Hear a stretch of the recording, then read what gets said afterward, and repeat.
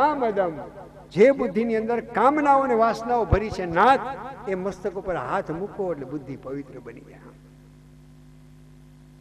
ગોપી ગીતમાં ગોપીઓની 4 માગણી છે.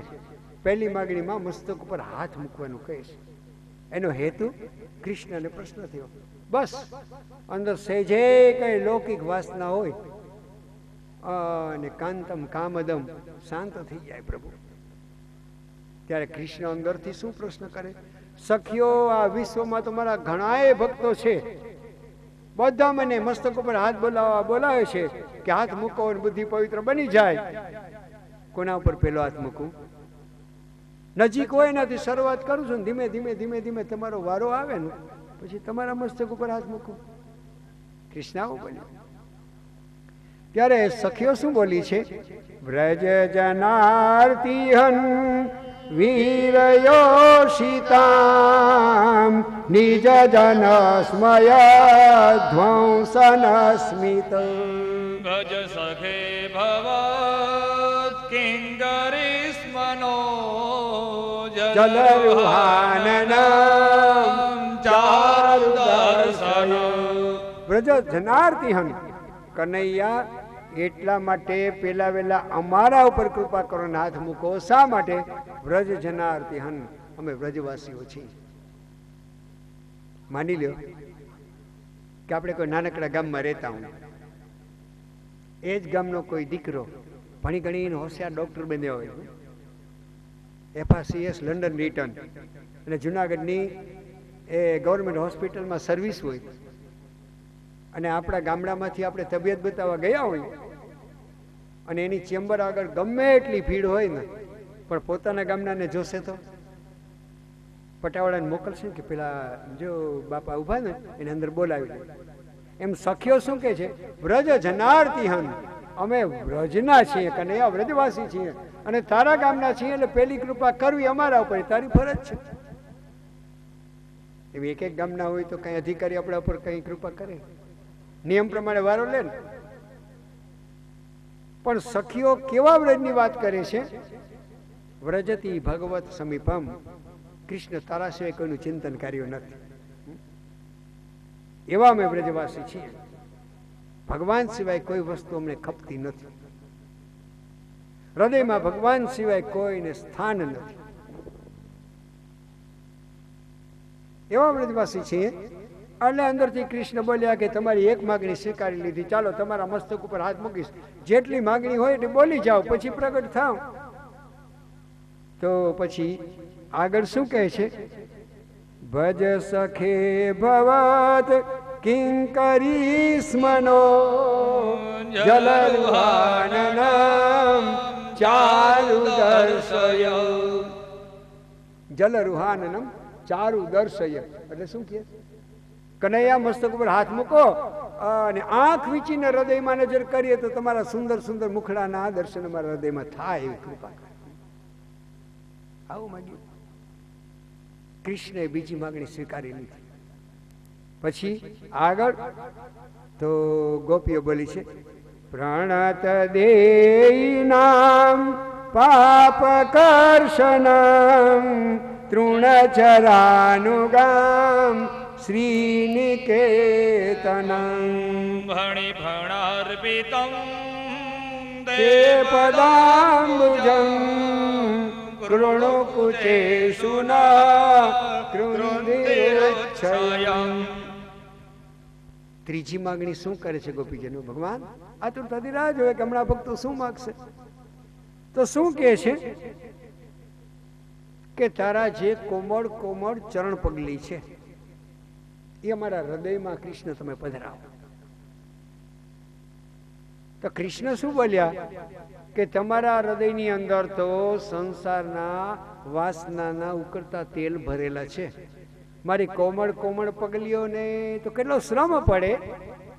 તો સખીઓ શું કે છે કે નહીં, એટલા કોમળ નથી. આગળના વાક્ય લખ્યું તૃણચરાનું ગમ, ગાયોને ચરાવવા માટે કાંકરા અને કાંટાવાળી જગ્યામાં ખુલ્લે પગે ફર્યો છો કૃષ્ણ, એટલા કોમળ પગલી નથી, અમે ઓળખીએ છીએ. પણ વાંકું બોલવું હોય ગમે ત્યાંથી વાંક કાઢે ને. તો કનૈયા શું બોલ્યા, ગાયો પાછળ ખુલ્લે પગે કાંટા ને કાંકરામાં લાકડી લઈને ફર્યો તો હું ગોવાળ કહું, તમે મને ગોવાળ માનો છો? આવો કૃષ્ણે પ્રશ્ન કર્યો. તો પછી આગળ શું કે છે? ના, સાધારણ ગોવાળ નથી. ફણી ફણાર પિતમ તે પદાંબુજમ. ફણી ફણાર પિતમ એટલે 100 ફેણ વાળા કાલીનાગના 100 મુખમાં ઝેર હતું, એના ફેણ ઉપર નાચવા વાળા અને કાલીનાગના 100 મુખમાંથી ઝેર નીકળી જાય અને તું અમારા હૃદયમાં ચરણ મૂકીને અમારી વાસના શાંત ન થાય. નાથ તને મનાવીએ છીએ, માની જાઓ. અને આગળ કે છે શ્રી નિકેતનમ, લક્ષ્મી જેના વક્ષસ્થળમાં કાયમ બિરાજે છે એવા વૈકુંઠ વાસી અને નારાયણ છો કૃષ્ણ.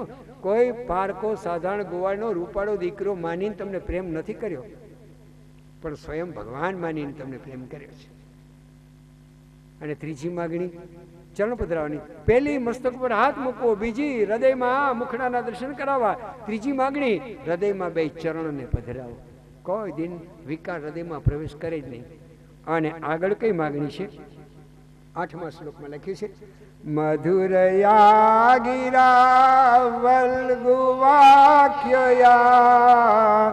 બુધ મનોજ્ઞયા પુષ્કરે ક્ષણા વિધિ કરી રીમા વીરમોયતિ રધરસી દુના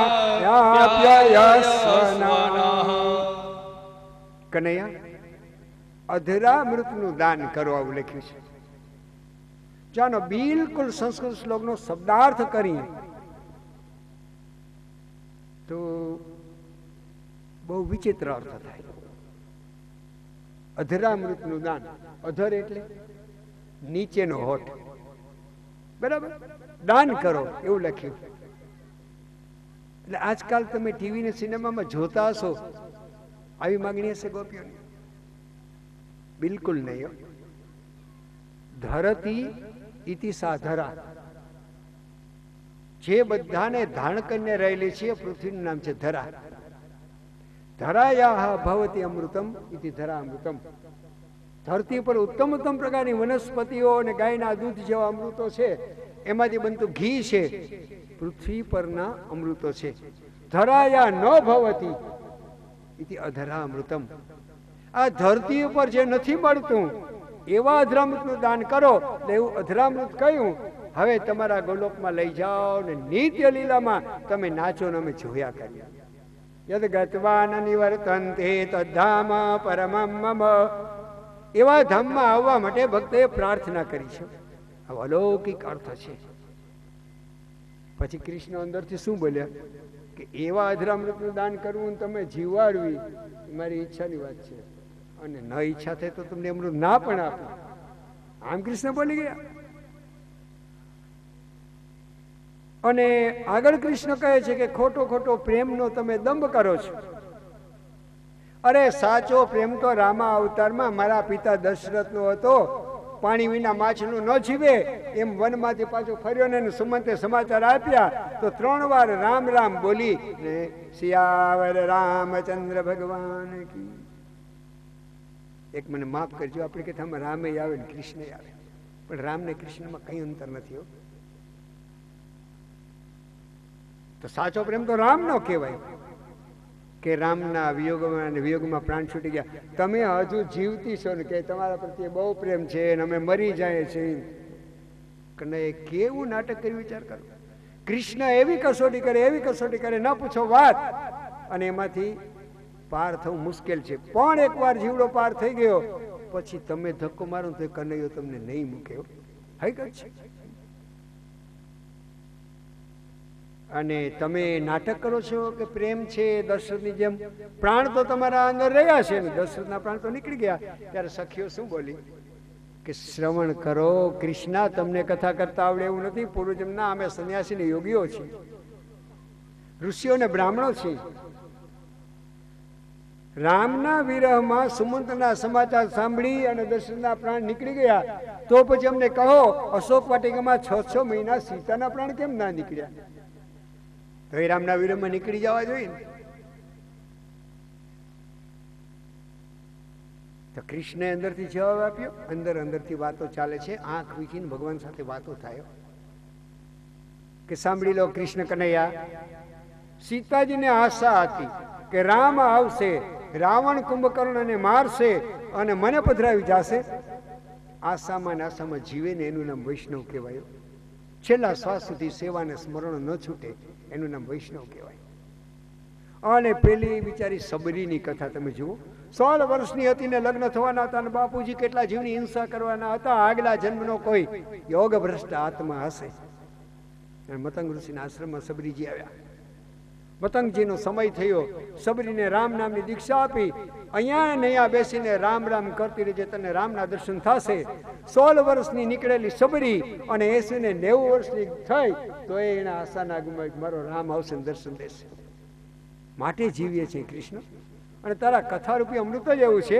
આગળના શ્લોકમાં કહે છે તવ કથામૃતમ તપ્ત જીવનમ કવિભીરીડિતમ કલ્મષાપહં શ્રવણ મંગલમ શ્રીમદાતતં ભુવિ ગૃહણન્તિ તે ભૂરિદા જનઃ. તવ કથામૃતમ તપ્ત જીવનમ, હૃદય જેના તપેલા હોય સંસારના તાપ ને દુઃખથી, તપ્ત જીવનમ એને કેવું લાગે? અમૃત જેવું લાગે કથામૃત. કવિભીરીડિતમ કલ્મષાપમ, ઘણા કવિઓ એનું વર્ણન કરે છે. શ્રવણ મંગલમ શ્રીમદાતતમ, સાંભળતા જ જીવનું કલ્યાણ થાય છે, મંગલમય છે. અને એવા સંભળાવવા વાળા, તારા ચરિત્ર સંભળાવીને પ્રાણને હૃદયમાં રોકી રાખવા વાળા ભૂવિ ગૃહણંતિ તે ભૂરિદા જના, આવે તો ઘણા ઉદારજનો છે. એના મુખથી તારા ચરિત્ર સાંભળી સાંભળી જીવીએ છીએ. અને આગળ કુટિલમ કુંતલમ ઘણા ઠાકોરજી માટે શબ્દ પ્રયોગ કર્યા છે. પતિ સુતાન વિતમ, ભાઈઓનો છેડા, સંતાનોને છેડા. અને આમને ગોપી ગીતનું વર્ણન કરતા રહીને તો હીરામાની પૂર્ણાવતી આવી જાય. ભાગવતી તો ભાગવત જ છે. અને ગોપી ગીતનું ગાન કર્યું તો એ કૃષ્ણ પ્રગટ ન થયા. નવા પ્રસંગ તરત નીકળી જાય. અને પછી સખીઓએ શું કર્યું?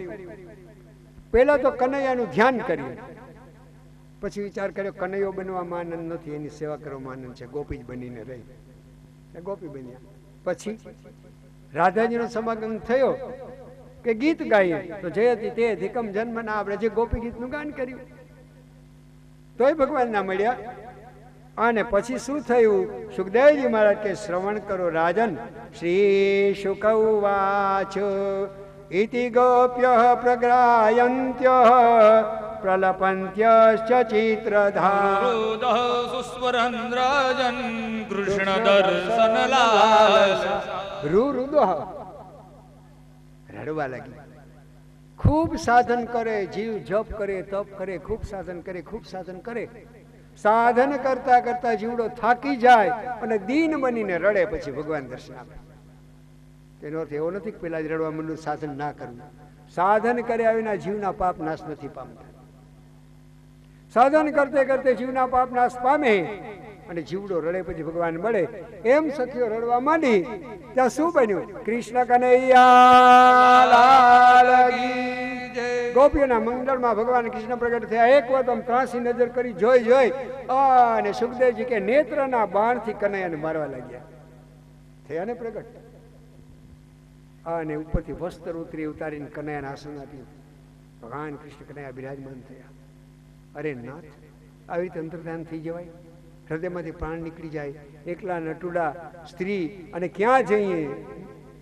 અને અમે કેટલા રડતા હતા અને તને કઈ દયા જ આવી નહીં કૃષ્ણ. ત્યારે કનૈયો શું કહેવા લાગ્યો કે સખીઓ તમારે કેટલી મજા હતી. એક રડે એટલે બીજી આશ્વાસન આપે, બીજી રડે એટલે ત્રીજી આશ્વાસન આપે. પણ હું તો તમારા વીરમાં એકલો રડતો હતો તો મને કોણ છાનો રાખે? કૃષ્ણ આવું બોલે. અને વાત એ સાચી છે. આપણા વેદો એમ કહે છે કે ભગવાને એકલું ગમ્યું નહીં ને પછી આ વિશ્વ થયું. એકોહમ ભવિષ્યામ પ્રજાયેતી, એકમાંથી અનેક રૂપે પ્રજાયેતી, હું અનેક રૂપે થાઉં અને અનેક રૂપે થયા. આવું કનૈયા બોલ્યા. અને વ્રજવાસીઓ જ્યારે વૃંદાવનમાં કથા કરતા હોય ને ત્યારે શું બોલે? કૃષ્ણ મંડળમાંથી બહાર ગયા જ નથી. અને અમે ભગવાન, તમે એક વાતનો જવાબ આપજો, આ વિશ્વમાં ભગવાન વિનાની કોઈ જગ્યા ખાલી હશે? એ સર્વવ્યાપક છે, ખાલી નથી. જલે વિષ્ણુ સ્થલે વિષ્ણુ, વિષ્ણુ પર્વતમસ્તકે યદ વ્યાપકમ તદ વિષ્ણુ હું. એ સર્વવ્યાપક છે. પણ જ્યાં હોઈએ આપણે ત્યાં એને પ્રગટ કરવાની જરૂર છે. બાકી તો બધે રહેલો છે. વિદ્વાનો એમ કહે છે બધે રહેલો છે, એટલે જ્યાં હોય ત્યાં પ્રગટ કરો. અને બિચારા ભોલા ને ભડા વ્રજવાસીઓ શું કહે છે કે કનૈયા અંતર્ધ્યાન થયા ને એટલે ક્યાંય ગોપીના મંડળમાંથી નહોતા નીકળી ગયા, પણ પીતાંબરી ઓઢી અને માથે ઓઢી લીધું ને દાઢી મૂછ તો નહોતી ને એ સખી બની ગયા. પછી કોઈ કેમ ઓળખે? ભગવાન સ્ત્રીએ નથી ને ભગવાન પુરુષે નથી. એ પરબ્રહ્મ પરમાત્મા છે. 10 બ્રાહ્મણ કાશીમાં ભણવા ગયા, બરાબર? પછી ભણીને આવતા હતા તો કે ગંગા સ્નાન કરી લઈ. અને ગંગા સ્નાન કર્યું. ગંગાજીમાંથી બ્રાહ્મણો બહાર નીકળ્યા. પછી એમાં બધાનો ઉપરી હતો જટાશંકર. જટાશંકરે વિચાર કર્યો કે ગણિતો લઈએ કઈ ઓછો નથી થયો ને. જટાશંકર ગણ્યા 1 2 3 4 5 6 7 8 અને 9. પોતાને તો ગણ્યો નહીં. હકીકત છે 9 થયા. બિચારો રડવા માંડ્યો. તો જટાશંકર ને અંબાશંકરે કીધું તું રહેવા દે, હું ગણી લઉં. એને 9 ને ગણ્યા પણ પોતાને ભૂલી ગયા. 10 થાય નહીં કોઈ રીતે. એક ચાલાક વ્યાપારી નીકળ્યો. અરે ગોર બાપા કેમ રડો છો? જો આનું નામ બ્રાહ્મણો ભણે, બ્રાહ્મણો ભણ્યા હોય પણ ગયણા ના હોય. હકીકત છે, ભણ્યા પણ ગયણા નહીં, એનો અર્થ વ્યાપારી કેમ ભાઈ કે એક ડૂબી ગયો લાગે, પણ કોણ ડૂબી ગયો એનું નામ મળતું નથી. જીવતા હોય બધાને નામ મળે એનું. હા બરાબર, લાઈનમાં ઊભી જાવ છે એટલે ઊભી ગયા. વ્યાપારી ગણ્યા 1 2 3 5 7 9 ને 10. તો અંબાશંકર કે 10 10 થયા તો આપણે કઈ ભૂલ થાય છે? જો હું ગણું વેપારીને અંબાશંકર કે પછી ગણો મળ્યો 1 2 3 4 5 6 7 8 ને 9. વેપારી હાથ પકડીને કીધું તારી સામે આંગળી રાખ. હા હું 10મો. હાઈ કે બોલ્યો. એમ ભગવાન છે સર્વવ્યાપક. અરે સર્વવ્યાપક શું અંદરે બેઠા છે, અંદર તરફ ઓળવાની જરૂર છે. વ્રજવાસીઓ આવી કથા કરે છે જે હોય તે. પણ ભગવાન કૃપાળુ છે ને રાસની કથા અંદરના 5 પ્રાણ સાથે ભગવાનના પ્રાણમાં પ્રાણ પરોવી અને દિવ્ય અલૌકિક ખજામાં કાયમ માટે મળી જવા માટેની કથા છે. અને પછી કનૈયાએ સખીઓને કહ્યું, રામ અવતારમાં રામને કોણે ઋણી રાખ્યા? હનુમાનજી. પ્રતિ ઉપકાર કરું કા તોરા. સીતાજીને શોધખોળ કરી રામજી આપેલી મુદ્રિકા આપી અને ચૂડામણી લઈને આવ્યા અને રામજીના હાથમાં પધરાવ્યા. રામ ભેટી પડ્યા. સેવક છે ને હું રાજા છું ભૂલી ગયા. તારો આ ઉપકારનો બદલો કેમ વાળું? એવી જ રીતે સખીઓને રાસના પ્રસંગમાં કૃષ્ણ કહે છે કે હે સખીઓ, બ્રહ્માજીના અબજો વર્ષનું આયુષ્ય મેળવીને તમારી સેવા કર્યા કરું તો એ તમારા ઋણમાંથી મુક્ત ન થાય. આ છે ભગવાનનો ભક્ત પ્રત્યેનો ભાવ. ભક્તના ભગવાન પ્રત્યેના હૃદયના ભાવ અને ભગવાનનો ભક્ત પ્રત્યેનો હૃદયનો ભાવ એને ખુલ્લો કરવાનો કોઈ વિદ્વાને પ્રયાસ કર્યો હોય તો વ્યાસજીએ 10મા સ્કંદમાં અને સુખદેવજીએ પરીક્ષિતના કાનમાં અમૃત રેડવા માટે એ કથા છે. સખીઓને આનંદ થયો કે આટલો કનૈયો ઉદાર બની ગયો કે તમારા ઉપકારમાં છું, ઉપકારનો બદલો નહીં વાળી શકું. હા સખીઓ બોલો, શું તમારું પ્રિય કરું? કે સાંભળી લો કૃષ્ણ. પેલા તો એક કાન અને ફરતી ગોપી રાસ રમતી હતી અને હવે એવી કૃપા કરો નાથ કે જેટલી ગોપી એટલા કાન. બરાબર. અને એક એક ગોપીને એક એક કાન. જો રાસના દર્શન થઈ જાય કોઈને સન્યાસીને હૃદયમાં તો ગોરી ગોરી 2 ગોપી ને એની વચ્ચે શ્યામ શ્યામે કનૈયો દેખાય છે અને તા થઈ રાસ રમે છે. સંગીતના સૂર નીકળે છે. સુંદર સુંદર મધુર ગળામાંથી કનૈયાના સ્તુતિ નીકળે છે. ગાન અને તાન સાથે નૃત્ય અને એમાં હૃદયનો ભાવ ભળી ગયો ગોપીઓ નાચે, એટલા જ કનૈયા પ્રગટ થઈને નાચે. યમુનાજીમાં લેરખી આવે પવનની, યમુના નાચે, ધરતી નાચે, અને વૃંદાવનની એક એક કાંકરી નાચવા લાગી. અને રાકડો ચંદ્ર માર્ગ ભૂલી ગયો અને 6 મહિના માટે રોકાઈ ગયો. બ્રહ્માજીએ ઉપરથી દ્રષ્ટિ કરી,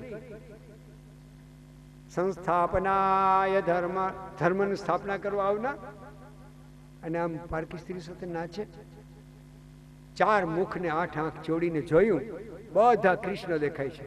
ફરી વાર નજર કરી, બધી ગોપી દેખાય છે. અને ફરીને નજર કરી તો એક એક કાન અને એક એક ગોપી એને જોવામાં આવે છે. તો કામદેવ ત્યાં ચડી આવ્યો કે રામા અવતારમાં તો સીતા સામે નજર કરી, બીજા કોઈ સૌંદર્યને જોયું નહીં, એટલે હું તમારી સામે હારી ગયો.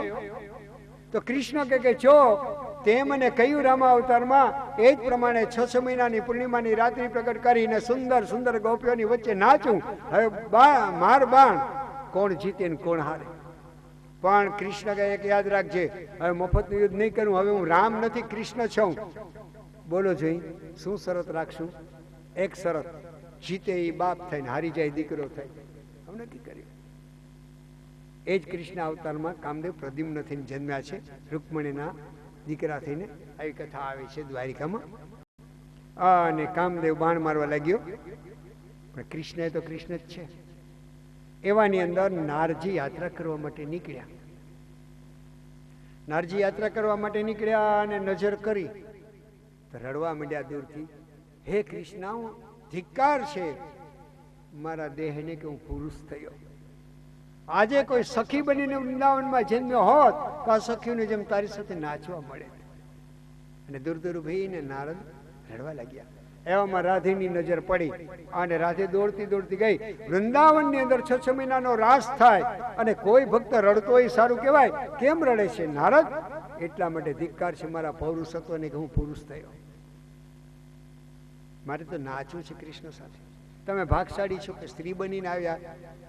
વિદ્વાનો, તમે પુરુષના દેહનો ત્યાગ કર્યો અને કનૈયાના પ્રાગટ્ય વખતે સ્ત્રી બનીને આવ્યા. તમારા ભાગ્યને ધન્યવાદ છે.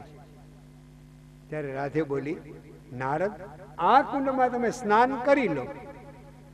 અને કુંડમાં સ્નાન કર્યું તો નારદ સ્ત્રી બની ગયા. નારદી સખી બનીને બહાર આવ્યા, નાચ્યા છે, જેને આપણે રાધાકુંડ કહીએ છીએ.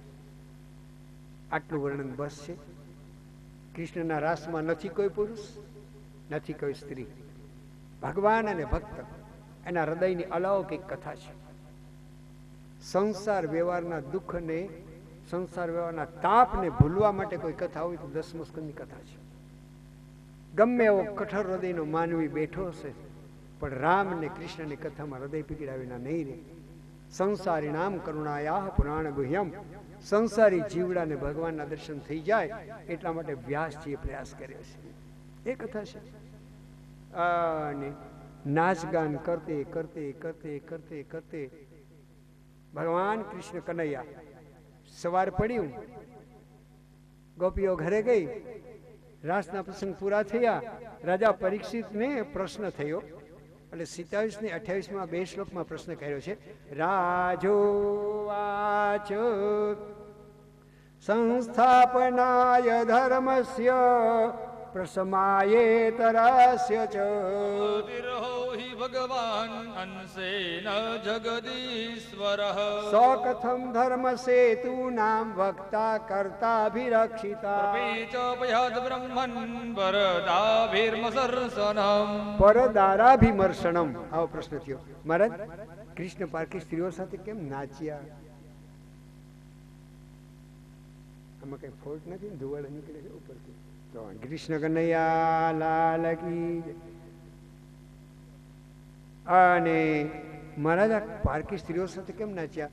રાજન, મને ખબર હતી કે તને સંશય થવાનો જ છે. મને ખબર જ હતી કે તને સંશય થવાનો છે. સુખદેવજી મારા જેવા વૈરાગી શરીર પર કપડાં પહેરાવીને નીકળે ને તો એને દોષ નથી. મારા ને તમારાથી નીકળાય?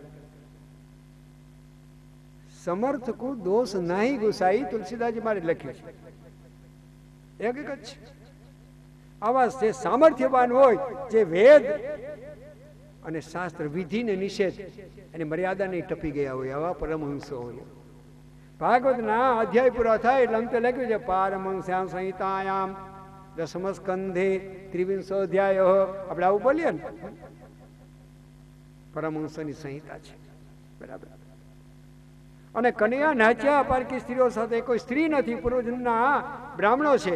કનૈયો નાચ્યો એ પોતે આનંદ લેવા માટે નથી નાચ્યો, પણ સંસારી લૌકિક સંસારમાં ફસાયેલા, લૌકિક નૃત્યમાં આસક્ત થયેલા જીવડા એની આગળ અલૌકિક નૃત્ય મૂકી અને સંસારમાંથી મન ખેંચવા માટે નાચ્યો. રાજન મહારાજ તમારા ઉપર કૃપા કરવા માટે નાચ્યો. ઘણા એવા પ્રશ્ન કરતા હોય અને ઉતારે ગોરબાપાની મોટા મોટી ઝંઝટ હોય. એક તો 3 કે 3.25 કલાક કથા કરે, થાક્યા હોય, અને એમાં કાંઈ ગુજરાતીમાં મહાભારત રામાયણ ને ભાગવત વાંચ્યું હોય ને એવા ઘણા આવી જાય. ગોરબાપા જય શ્રી કૃષ્ણ, જય શ્રી કૃષ્ણ, આવો આવો ભગત બેસો, જય શ્રી કૃષ્ણ. બહુ સારી કથા વાંચી હો. કોઈ વખાણ કરીને માની લેવું કે વખાણ નથી કરતું, એને કંઈક અંદરથી અસંતોષ પ્રશ્ન કરવાનો છે, તરત સાવધાન થઈ જાવ. હા ભાઈ, ગુરુદેવની કૃપા. એમાં એક દિવસ એક યુવાન આવી ગયો ઉતારે, પૂછવા લાગ્યો કે ગોરબાપા કનૈયાએ 16,108 પટરાણી કરી. હા ભાઈ, એટલા લગ્ન કરી. વ્યાસજીએ લખ્યું છે કૃષ્ણ ભોગી સુકસ ત્યાગી. કૃષ્ણ જેવા કોઈ ભોગી નથી અને સુખદેવજી જેવા કોઈ ત્યાગી નથી. અને સુખદેવજી જેવો ત્યાગી ને શંકરાચાર્ય જેવા ત્યાગી જો કૃષ્ણની કથા કરતા હોય તો ભોગીમાં કેટલી અલૌકિકતા હશે. એ અલૌકિક ભોગી હશે ને. મારા ને તમારા માટે અને આનંદ આપવા માટે એને ભોગ ભોગ્યો છે. અને પ્રશ્નભાઈએ શું કર્યો કે તો ગોરબાપા આપણે 8, 10, 15 લગ્ન કરીએ તો? મેં કીધું ભાઈ, બાપુજીની તેજુરીમાં ધન હોય તો કરાય, એમાં અમને તો કઈ ખોટ જવાની નથી. તું જેટલી વાર પરણીને આવીશ ને એટલી વાર બ્રાહ્મણને દક્ષિણા મળવાની છે કે નહીં મળે. પણ એક વાત યાદ રાખજે, કનૈયો 6 મહિના 6 દિવસનો હતો. કનૈયો 6 દિવસનો હતો અને પૂતનાના વક્ષસ્તર ઉપર કાળખૂટ ઝેર પી ગયો. તું 5-10 સીસા ઝેરના મગાવીને ગટગટાવી જાય, જો પચી જાય તો પછી ઘણા લગ્ન કર. સમર્થને દોષ નથી. માને ને તમને સંસારમાંથી ખેંચવા માટે નાચ્યો છે. રાજાને શંકા થઈ અને શંકાનું સમાધાન કર્યું અને ત્યાર પછી 33 અધ્યાય પૂરા થાય, રાસનું પ્રકરણ પૂરું થાય. યથાશક્તિ યથામતી આપને સંભળાવ્યા. આપની કથાની અંદર મને અલૌકિક આનંદ આવ્યો છે. આ ભાગવતીના સન્મુખ હું જૂઠું નહીં બોલું, પણ આ ભૂમિ એક તો તીર્થભૂમિ છે અને મને સંતોના ખૂબ ખૂબ લાભ મળ્યા છે. અને સાચું કહું, વક્તા અભિમાન કરે કે હું સારી કથા કહું તો બિલકુલ જૂઠી વાત છે, ચોકડી મારી દેવી. પણ શ્રોતાના હૃદયની આતુરતા જ વક્તાના હૃદયમાંથી કથા ખેંચી કાઢે છે. અને એમાં કોઈ સાધુ સંતો બિરાજે, એમાં કોઈ સંન્યાસી બિરાજે અને એમાં કોઈ ગુરુવર્યો બિરાજે, ત્યારે જનરેટર બાજુમાં હોય પછી બલ્બ તો પ્રકાશે. હકીકત છે. યથામતી આપને આગળ રાસનું વર્ણન કર્યું અને 34મા અધ્યાયની અંદર સુખદેવજી આગળ વર્ણન કરે છે. શ્રી શુક ઉવાચ એકદા દેવયાત્રાયામ ગોપાલા જાત કૌતુકા વિરણ્યદોદ્યુક્તે પ્રયસ્તુંબિકાવનમ. નંદ બાબા એકવાર બધા યાદવોને અંબિકાવનમાં યાત્રાએ લઈ ગયા. ત્યાં ભગવાન પશુપતિનાથ શંકરનું મંદિર છે, અંબિકા દેવીનું મંદિર છે, સરસ્વતીનું મંદિર છે, દિવ્યાલૌકિક નદી વહે છે. અને ત્યાં યાત્રાએ આવ્યા. તીર્થના જલમાં સ્નાન કર્યું, ભગવાન પશુપતિનાથનું પૂજન કર્યું, જગદંબાનું પૂજન કર્યું, ભોજન કર્યું, આરામ કરવા માટે પડ્યા. અને કોઈ અજગર નંદબાબાને ગળવા લાગ્યો, ગોવાળો રાડો પાડવા લાગ્યા અને કોઈ રીતે નંદબાબા મુક્ત થયા નહીં. ભગવાન કૃષ્ણના ચરણનો સ્પર્શ થયો અને દિવ્ય અલૌકિક પુરુષ બની ગયો અને નંદબાબા મુક્ત થયા. પરીક્ષિતે પ્રશ્ન કર્યો કે કોણ હતો અમને કહો, કે શ્રવણ કરો. એ બીજો કોઈ નહીં હતો, પણ એકવાર કદરૂપા વાલખીલ્ય ઋષિ ચાલ્યા જતા હતા અને ઠીંગણો દેહ, પીઠમાંથી ટોટ નીકળી ગયેલી અને આ વિદ્યાધર હતો, સુદર્શન વિદ્યાધર, બહુ રૂપાળો હતો. એને એના રૂપનું અભિમાન હતું. અને પેલાની કાયન જોઈ હેસો. એમાંય મોટા બાપા ચોમાસામાં ગારો થયેલો ને ગાયો ચાલે, અને ગાયોના ખાબોચિયામાં પાણી ભરાયું હતું ને એની અંદર પડી ગયા આવડા નાનકડા દેહવાળા ઋષિ, ખડખડા ઘસી ગયા. અને પેલા ઋષિએ શાપ આપ્યો કે અરજગર થઈને પડ. પછી પ્રાર્થના કરી અને એના શાપનું નિવારણ કરીને કહ્યું કે કૃષ્ણ કનૈયા પ્રગટે ને નંદ બાબા જો અંબિકાવનમાં આવે અહીંયા તું અજગર થઈને પડ, તારો ઉદ્ધાર થાય. અને જેનો ઉદ્ધાર થયો ત્યાર પછી યુગલ ગીતનું વર્ણન આવે છે. અને યુગલ ગીત અને વેણુ ગીત બંનેના અર્થ અને ભાવ સરખા છે. પણ વેણુ ગીતની અંદર કૃષ્ણ વેણુ બજાવે છે વૃંદાવનમાં અને ઘરમાં બેઠા બેઠા સખીઓ સાંભળે છે. વેણુ ગીત અને વેણુ નાદ એ નાદ બ્રહ્મ છે. બ્રહ્મના બે સ્વરૂપો વર્ણવ્યા છે, નાદ બ્રહ્મ અને પરબ્રહ્મ. નાદ બ્રહ્મ એટલે મંત્રનો જપ અથવા તો ઓમકારનો સતત નાદ ખોપરીમાં થયા કરે એનું નામ નાદ બ્રહ્મ. અને એનું અનુસંધાન કરે એને સમાધિ લાગે ને પરબ્રહ્મ મળે. એ વેણુગીતનું આપણે આગળ વર્ણન કર્યું છે. પછી હવે યુગલ ગીત. હવે વેણુગીતમાં સખીઓ વેણુનાદ કરે કનૈયો વૃંદાવનમાં, સાંભળે ઘરમાં, આંખ વીચે કનૈયો નાચે વૃંદાવનમાં ને દેખાય પોતાના ઘરમાં. જેમ યોગીઓને દૂરદર્શન ને દૂરશ્રવણની સિદ્ધિ મળે એમાં સખીઓને દૂરદર્શન ને દૂરશ્રવણની સિદ્ધિ મળી હતી. અને એ સિદ્ધિના પ્રતાપથી ઘરમાં કનૈયાના દર્શન કરીને વેણુ સાંભળે. અને યુગલ ગીતમાં શ્લોકે શ્લોકે અવાજ અર્થ સમાયેલા છે, પણ એમાં એક વિશેષતા છે કે બે બે સખીઓનો જોડું મળી અને એક એક શ્લોક બોલે છે. કેટલાક વિદ્વાનો એમ કહે છે એટલા માટે યુગલ ગીત છે. પણ બરાબર એ શ્લોકોના અર્થ વાંચીએ તો આપણે ખબર પડે છે કે જે કાંઈ કનૈયાના વર્ણન કરવાના અને હકીકત નિરૂપણ કરવાનો હેતુ છે એ બે શ્લોક પૂરા થાય ને ત્યારે પૂરો થાય. વળી બે શ્લોકમાં એક હકીકત પૂરી થાય, વળી બે શ્લોકમાં એક હકીકત પૂરી થાય. માટે એનું નામ છે વેણુ ગીત, યુગલ ગીત. અને યુગલ ગીત એના શરૂઆત સુંદર રીતે કરી છે. ગોપ્યુવાચ વામ બાહુ કૃતવામ કપોલો વલ્ગીત ભ્રૂરધરાર્પિત વેણું કોમલાંગુલિભિરાશ્રિત માર્ગમ ગોપ્ય ઈરયત્ર મુકુંદઃ. આંખ વિચેને કનૈયો વૃંદાવનમાં વેણુ બજાવે સંભળાય, એનું દર્શન થાય. અરે સખી નજર તો કર, આપણાથી કેટલે દૂર વેણુ બજાવે. એની કેવી કૃપા છે કે હૃદયમાં એ દેખાય ને કાનથી સંભળાય. જો પેલો લાલો કનૈયો વેણુ બજાવે ને વૃક્ષોના થડમાંથી ગુંદ ઉભરાઈ ઉભરાઈને એના પ્રેમના પ્રતિકરૂપ બહાર નીકળવા માંડ્યો. પેલા પક્ષી મુનિ કોઈ ત્રાટક કરતા હોય એમ કનૈયાના વેણુ સાંભળીને જોઈ રહ્યા. પેલા મુગલાની ટોળી ઊભી ગઈ, જાણે દિવાલમાં ચિત્રેલી મૃગલી ના હોય, કાન ધર કરીને કનૈયાના વેણુ સાંભળે. પેલી ગાયો મુખારવિંદ ધર કરી બે કાન રૂપી પડિયામાં વેણુ રૂપી અમૃત ભરતી હોય એમ ઘાસ ખાવાનું છોડી દીધું ઊભી ગઈ. પેલા વાછડાઓ માના દૂધ પીતા પીતા ફીણા મોઢામાંથી ટપકવા લાગ્યા અને અટકી ગયા. અને પેલી ભીલડીઓ કનૈયાના ચરણોમાં આડોટવા માંડી. પેલી દેવાંગનાઓ વિમાનમાં નીકળી મૂર્છા આવી ગઈ. પેલો મેઘ કનૈયા ઉપર છવાઈ ગયો અને હળવળો ગાજવા લાગ્યો અને આ બંસીના સૂર સાથે સૂર પુરવવા લાગ્યો. અને પેલી યમુના એમાં મોજાઓ ઉછળવા લાગ્યા, જાણે યમથી ભગવત સમીપમ, ભગવાનના ચરણોમાં ભેટી પડવા માટે કેમ દોડતી હોય આવું લાગ્યું ગોપીઓને. તો વૃક્ષ તો બિચારા ચાલી શકે નહીં, એમને અમારા કાંઈ પણ ભેટ લેતી જઈશ. અને એક મોટું મોજું આવ્યું, જેનામાં હાથ કેમ કર્યા હોય એમના. એ પવનની લેરખી આવીને પુષ્પ પડ્યા મોજામાં. કનૈયો બંસી બજાવતે બજાવતે યમુનાને કિનારે આવ્યો અને પવનના વેગથી મોજું એટલું અથડાયું. પેલા વૃક્ષોની પ્રસાદી અને ભેટ પુષ્પો લઈ ને કૃષ્ણ કનૈયા લાલ કી. એ છે વેણુગીત. અને વેણુગીતના પ્રસંગ પૂરા થયા પછી કૌંસ સભા ભરીને બેઠો છે. કોઈ હાજર?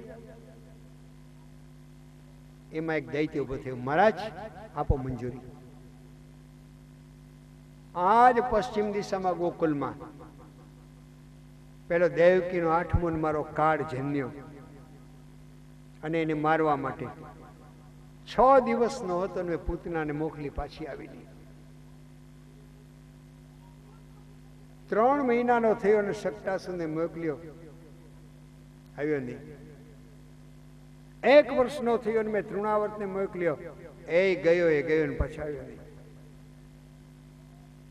5 વર્ષના વાણા વાઈ ગયા અને વત્સાસુરને મોકલ્યો, એ પાછો દેખાયો નહીં. એની પાછળ બકાસુરને મોકલ્યો, એ દેખાયો નહીં. અને 6 વર્ષ નીકળી ગયા અને અઘાસુરને મોકલ્યો, એ દેખાયો નહીં. છે કોઈ હાજર? તો એક સભામાંથી ઉભો થયો, મહારાજ આજ્ઞા આપો, તારી સી વિશેષતા, તું શું કરીશ? મને એક ભયંકર આખલાનું રૂપ લેતા આવડે મહારાજ.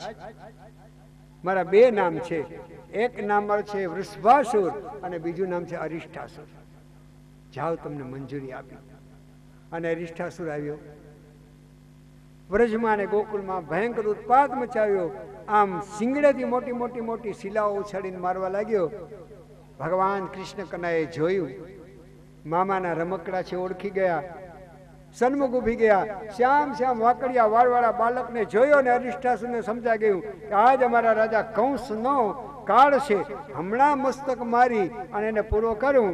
અને કનૈયાની સામે દોડ્યા એટલે કનૈયાએ 2 સિંગને ગ્રહણ કર્યા, સહેજ શરીર વધાર્યું અને આમ ઉચક્યો એટલે 2 પગ અધર થયા.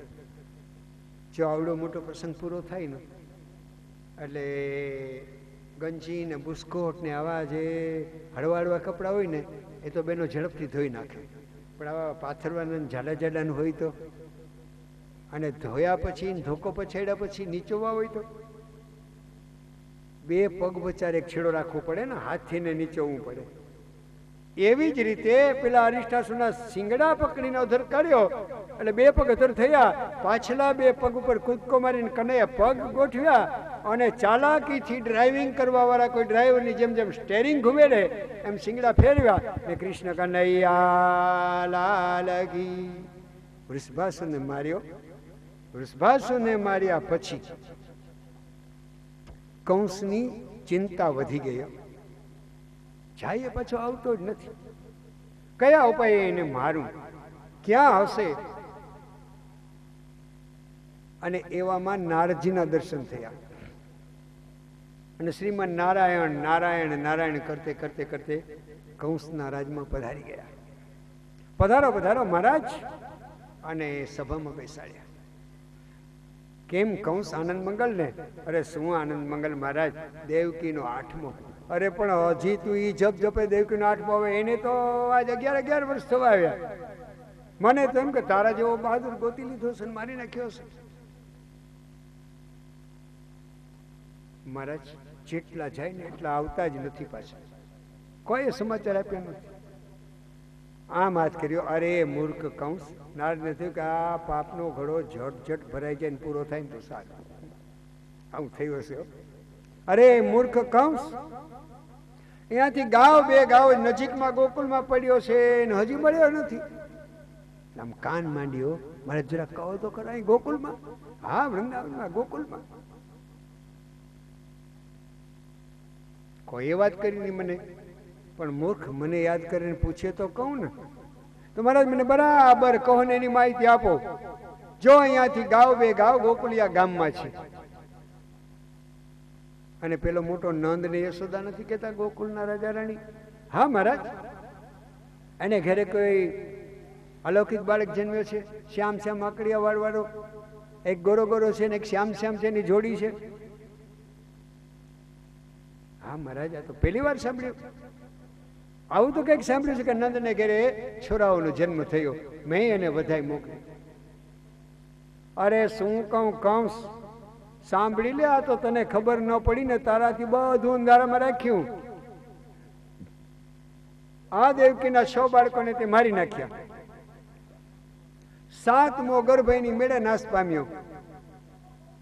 અને 8મા નંબરમાં તે માન્યું કે મારો કાળ છે ને જે દેવકીના ખોળામાંથી ગોરી ગોરી બાળકીને ખેંચી ને, ખરેખર એ નંદ ને યશોદાની હતી.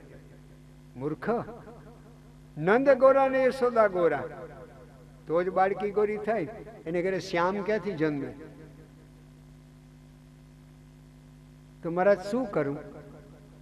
ત્યાં જઈને મારું તો ધ્રુજવા માંડ્યો, હિંમત ચાલતી નથી. વિષ્ણુ સહસ્ર નામના પાઠ કરીએ અને ભગવાન શંકરાચાર્ય મહારાજે વિષ્ણુ સહસ્રનામ ઉપર પેલું ભાષ્ય આપ્યું છે. તો એમાં 2 નામ આવે છે, ભયકૃત અને ભય નાશન. પાપીઓને ભય પ્રગટ કરે ભગવાન એવા બની જાય એની સામે. દાખલા તરીકે નૃસિંહ હિરણ્યકશિપુ. અને ભય નાશન, બ્રહ્માને ભય થયો પણ પ્રહલાદ ડગલી ભરતો ભરતો નજીક જઈને સ્તુતિ કરે છે. અને કંસ ધ્રુજવા લાગ્યો, તો નજીક જ હતો, કોઈ દિન જાય નહીં ગોકુલમાં. તો મહારાજ શું કરું? ત્યાં કોઈને મોકલું, જાઉં, અહીંયા બોલાવું? નારાયણ નારાયણ તને ઠીક પડે એમ કરે. પ્રેરણા આપી દે, તારે આ કરવાનું છે, પણ નિમિત્ત ના બન્યો. નારાયણ અન્નમ નારાયણ. જેણે નક્કી કરેલું રદ ન થાય જગતમાં એનું નામ નારદ. એને થયું કે હવે કૃષ્ણને કંસ ભેગા થઈ જવા જોઈએ અને મામાનું પૂરું થવું જોઈએ અને ભાણાભાઈ કોકને રાજા આપે. એને નક્કી કર્યું નારદ. નક્કી કરેલું રદ ન થાય નામ નારદ. અને નારદજી ત્યાંથી નીકળી ગયા. કંસે સભા ભરી, પ્રધાનજીઓને વાત કરી અને રખેને આયુષ્ય કદાચ ટૂંકાઈ જાય તો આવો ભય થયો. એટલે બ્રાહ્મણોને બોલાવ્યા, ભૂદેવોને પૂછ્યું કે ભાઈ આયુષ્ય વધી જાય કોઈ ઉપાય ખરો? એક વાત યાદ રાખજો, તપ કરવાથી ધન મળે, તપ કરવાથી રાજ મળે, તપ કરવાથી આયુષ્ય નહીં મળે. કોઈ હોય એવી વિભૂતિ, પણ તપ કરવાથી કે વ્રતને જપ કરવાથી આયુષ્ય નથી મળતું.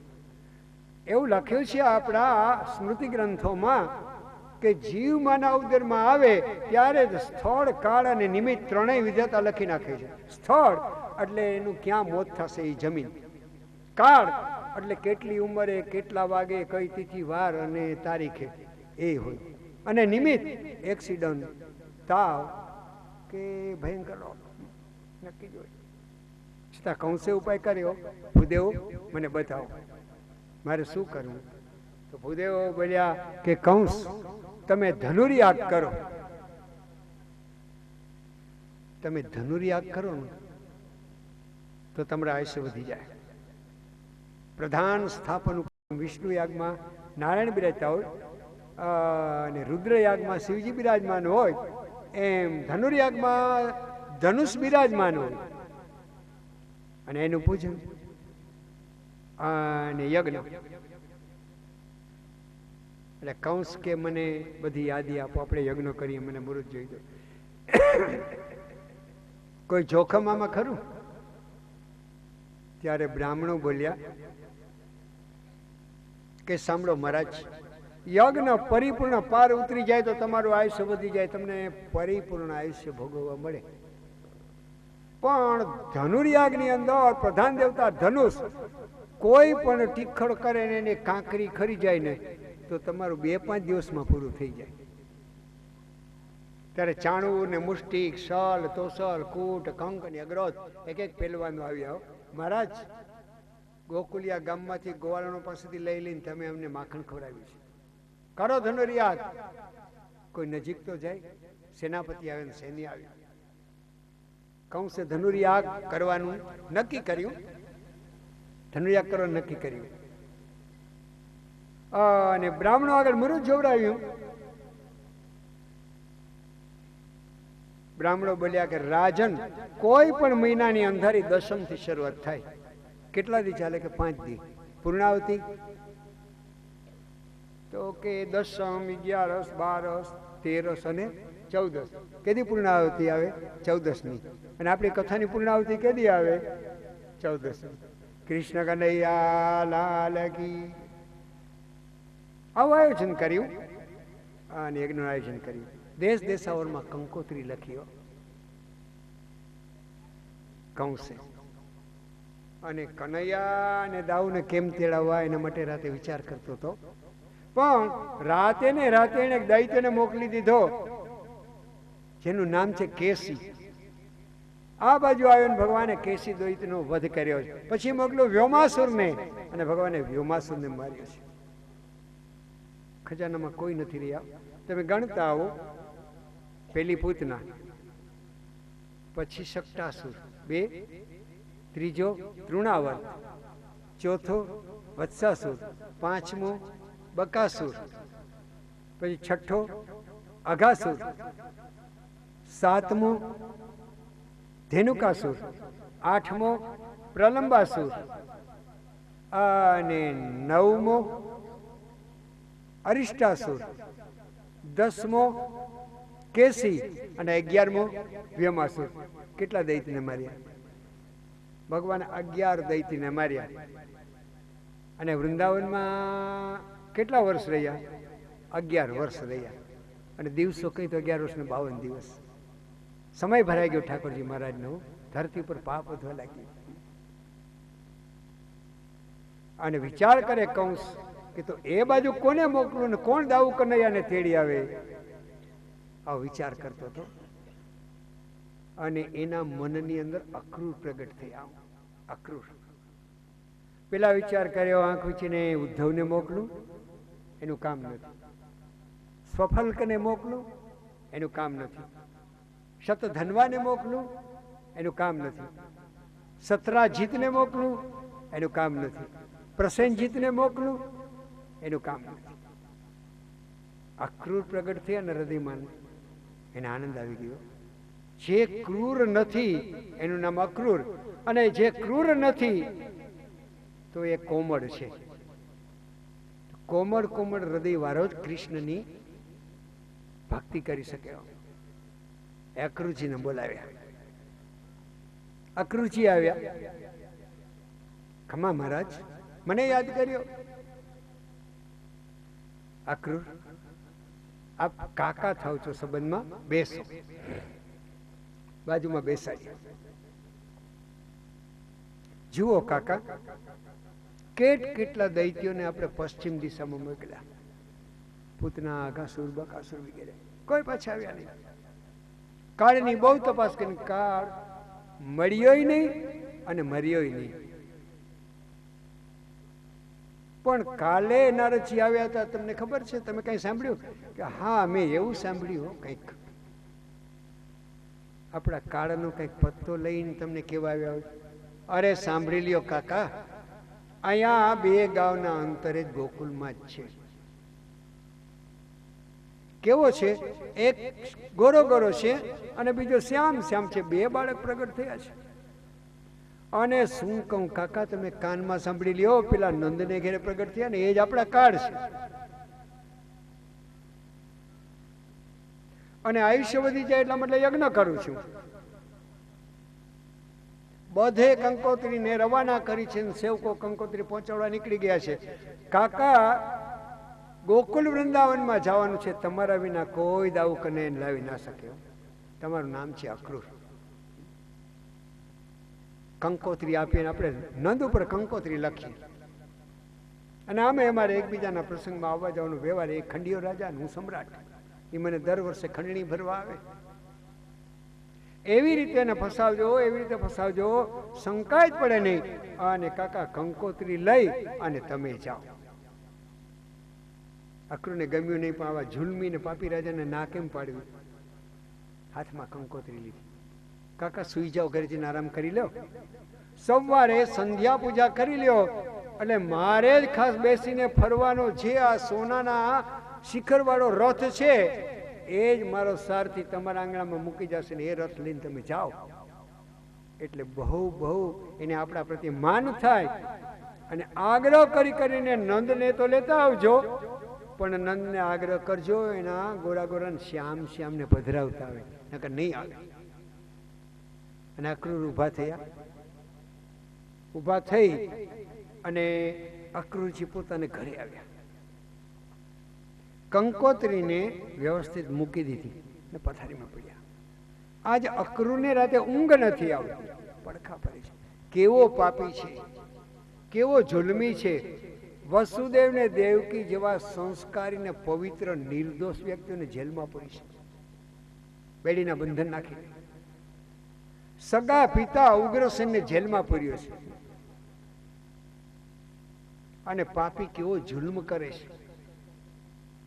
અને એમાં અધૂરામાં પૂરું તો નંદ જેવા ભોળા રાજાને બોલાવવો છે અને એની જિંદગીની મૂડીને સાફ સૂફ કરી નાખવી છે, બાળકોને મારવા છે. અને હે વિધાતા, આવા ભયંકર ને ક્રૂર કામ તમે આ ક્રૂરના હાથમાં સોંપ્યું. આવો વિચાર કરે છે. અને મધ્યરાતે થોડી ઊંઘ આવી. 4 વાગે બ્રહ્મ મુહૂર્તમાં જાગ્યો. બ્રાહ્મણ કરે તો એનું બ્રહ્મ તેજ નાશ પામે, અને ક્ષત્રિયનો દીકરો 4 વાગે બ્રહ્મ મુહૂર્તમાં ઉઠી અને નિત્યકર્મમાં ન પરવાય તો એનું ક્ષાત્ર તેજ નાશ પામે છે. ઉઠીને અક્રૂરે સ્નાન કરીને સંધ્યા કરી અને સૂર્યોદયનો પ્રાતઃકાલ થયો અને અક્રૂરે યાત્રાની શરૂઆત કરી. પણ તમને એક પ્રાર્થના કરું, એ યાત્રાની શરૂઆત આપણે આવતીકાલ સૂર્યોદય પછી કરીએ તો વધારે સારું. એટલે આજની કથાને વિરામ આપીએ. ઇતિ શ્રીમદ ભાગવત મહાપુરાણે 10મ સ્કંધે પૂર્વાર્ધે 38 ગોવર્ધનનાથ કી જય.